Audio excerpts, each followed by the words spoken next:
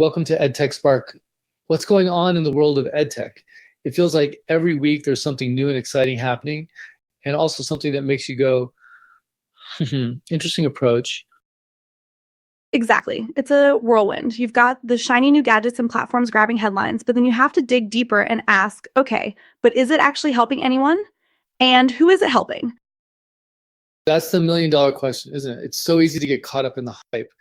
But speaking of which, did you see that article about how EdTech tools are shaping the future of education, not just for learners, but for teachers too?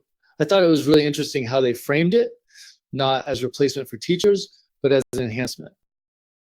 Yeah, I saw that. I think that's a really important distinction to make. The narrative around EdTech often seems to swing between teachers are obsolete.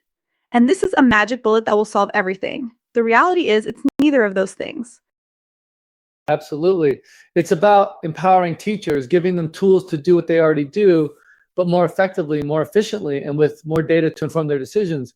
The article talked about teachers gaining hours back from automated grading and lesson planning. I mean, imagine what teachers could do with that extra time. I can imagine sleep. Ha. But seriously, that's the promise, right? More time for individualized attention for those deeper connections with students. The question is, are we actually seeing that happen in practice? I worry that sometimes these tools just add another layer of complexity to an already overloaded system. That's a valid point. It reminds me of a conversation I was having with a teacher friend the other day. She was saying that the sheer number of platforms and logins she has to manage is overwhelming. It's like, great, this tool is supposed to save me time, but I'm spending half my day just trying to figure out how to use it. Exactly. And that's where the professional development piece comes in. It's not enough to just throw technology at teachers and expect them to figure it out. They need proper training, ongoing support, and a clear understanding of how these tools can actually benefit their students. And the training needs to be relevant to what they teach and to how they teach. Yes, and it also has to be practical. I mean, I've seen PD sessions where teachers are being taught about features they're never actually going to use, or worse, they're learning about a specific piece of software that their school district can't even afford. That's a waste of everyone's time. Totally. The PD has to be ongoing too. Technology is constantly evolving, so a one-off training session isn't going to cut it. Teachers need continuous support and opportunities to share best practices with each other. That's a great point about sharing best practices. Peer-to-peer learning can be so much more effective than top-down training. Teachers learning from other teachers who are actually using these tools in the classroom, figuring out what works and what doesn't. It's like real-world application right there. And it builds a sense of community too. It can be isolating being a teacher, especially when you're trying to implement new technologies. Having that network of support can make a huge difference. Mhm. Another thing the article touched on was how EdTech is helping students become more active participants in their own learning. That shift from passive to active, I think, is really crucial.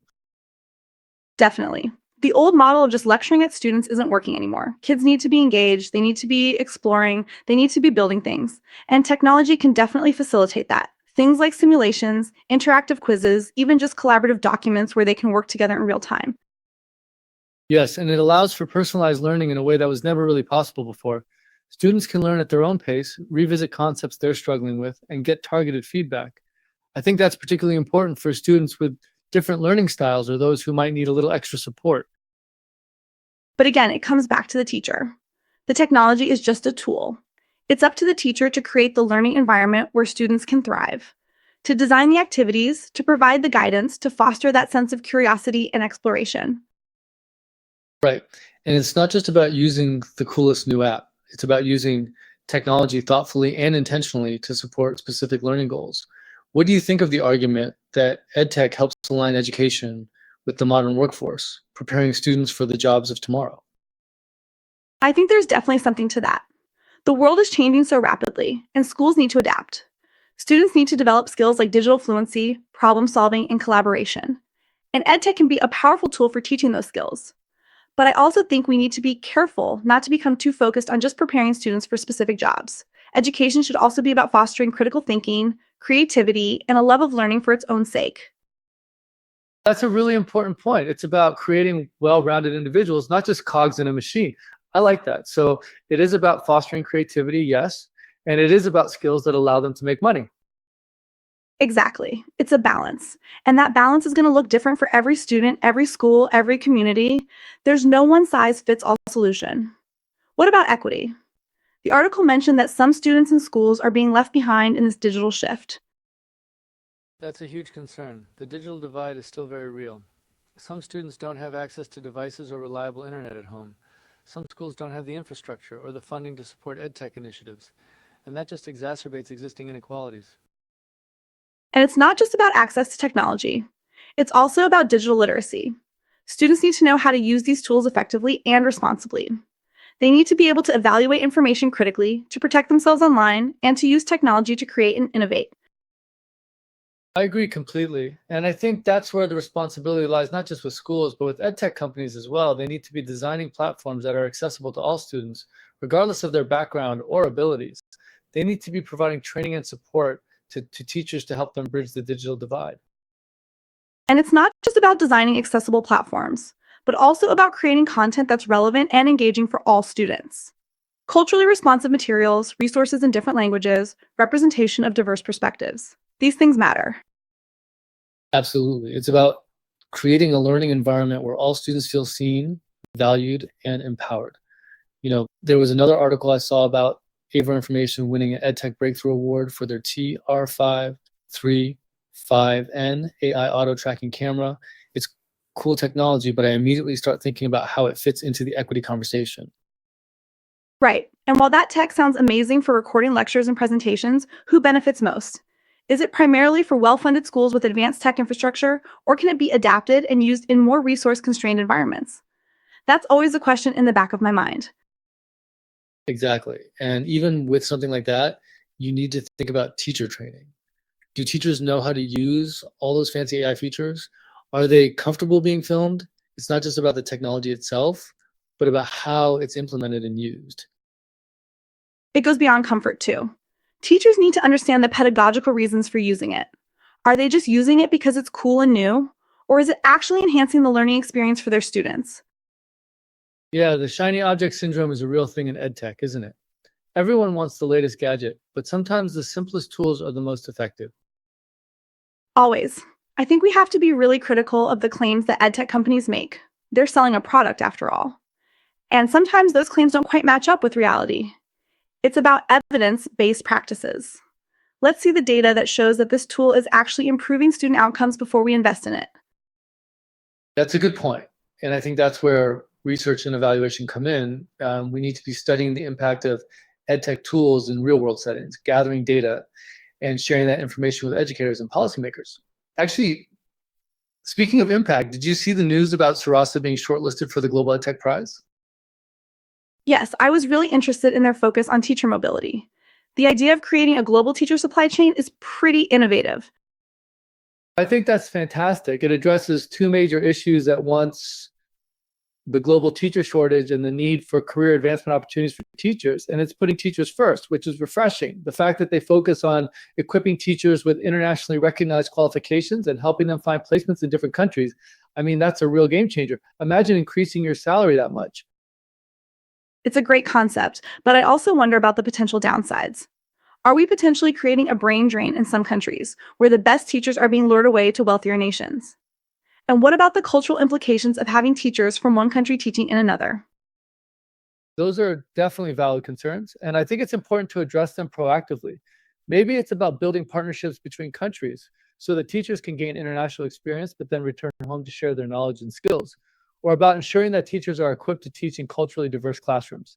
But I love the idea that EdTech can solve problems like this. Exactly, and that's where EdTech can play a role too. Creating virtual exchange programs, connecting students with peers from around the world, using technology to break down cultural barriers and foster empathy. It all comes back to using technology intentionally, with a clear understanding of the potential benefits and the potential risks. Definitely. Speaking of intentional use, I saw another article about World Youth Skills Day and the importance of EdTech in developing those skills. They had a quote from Dr. Richard Anderson about how technology in education is not about replacing teachers, but about empowering them. See, that's the narrative we need to keep pushing. And the article also touched on the potential downsides, like student distraction and over-reliance on digital tools. It's good to see that they're acknowledging those challenges. Yeah, I thought it was a pretty balanced perspective, and they highlighted the benefits of EdTech for students with special needs, which is often overlooked. Assistive technology can be a game changer for those students, providing tailored support and empowering them to reach their full potential. Absolutely. And it's not just about assistive technology. ETech can also help teachers differentiate instruction and provide personalized learning experiences for all students, regardless of their abilities. Right. And it's about fostering digital literacy, critical thinking, and collaboration skills, skills that are essential for success in today's world. And it's about creating a learning environment where all students feel empowered to learn, to grow, and to contribute, which is what education should be all about, technology or no technology. Exactly. So as we wrap up, what's your overall take on the role of EdTech in shaping the future of education? Are you optimistic, pessimistic, or somewhere in between? I'm cautiously optimistic. I think EdTech has the potential to be a powerful force for good in education, but it's not a magic bullet. It requires careful planning, thoughtful implementation, ongoing support, and a commitment to equity and access. And we always have to remember that technology is just a tool. The human element of education, the teachers, the students, the relationships, that's what really matters. I'm with you. Cautiously optimistic is the perfect way to describe it. I think the key is to focus on solving real problems, not just chasing the latest trends, to prioritize the needs of teachers and students above all else, and to never lose sight of the fact that education is about more than just test scores and job skills. It's about helping students become well-rounded, engaged, and compassionate human beings. Actually, this reminds me, in order to improve EdTech, do we need to improve education or improve the tech or both? Ooh, that's a chicken and egg question. I think you have to improve both simultaneously. Better tech is useless if it's not addressing real educational needs, and the best educational approaches will fall flat if the technology isn't user-friendly and well integrated. I like that. Improve both. It is possible. Well, that's all the time we have for today. Thanks for joining us on EdTech Spark. Thanks for listening. Until next time.